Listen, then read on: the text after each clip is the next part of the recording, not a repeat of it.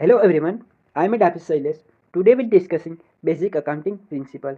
तो आज हम पढ़ने वाले हैं बेसिक अकाउंटिंग प्रिंसिपल के कोर्स कंसेप्ट। Let's start.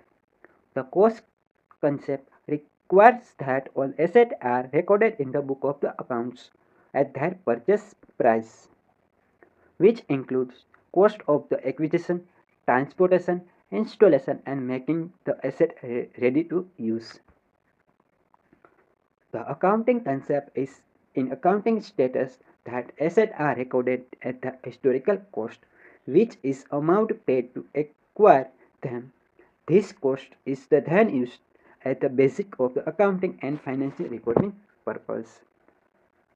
आप देखते हैं कि दिस कंसेप्ट इस बिजनेस में हम हिस्टोरिकल कॉस्ट को दर्ज करते हैं, जैसे कि संपत्ति को प्राप्त करने के लिए भुगतान की गई राशि पर हम दर्ज किया जाता है।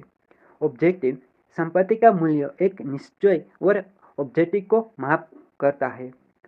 विपरीत रिपोर्टिंग में तुलना बनाए रखने में मदद करता है। सिंपल एग्जांपल, मान लें कि कंपनी ने 1 लाख की एक उपकरण खरीदी है। दिस कॉस्ट कंसेप्ट के अनुसार उपकरण को 1 लाख पर दर्ज किया जाएगा, भले उसका बाजार का मूल्य सब समय के बाद साथ बढ़ या घट जाता है। In this market in inflation and deflation increase in the price of the production, जिससे हमको बिजनेस में जिस परचेस प्राइस से ही हमको बुक ऑफ द अकाउंट में उसको रिकॉर्ड करना पड़ता है। This is the cost concept. Thank you so much everyone.